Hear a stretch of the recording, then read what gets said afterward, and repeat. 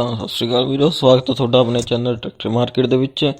ਤਾਂ ਜੀ ਸਭ ਤੋਂ ਪਹਿਲਾਂ ਆਪਣਾ ਹੈਲਪਲਾਈਨ ਨੰਬਰ ਕਰੋ ਜੀ ਨੋਟ, ਨੀਚੇ ਸਕਰੀਨ 'ਤੇ ਸ਼ੋ ਹੋ ਰਿਹਾ।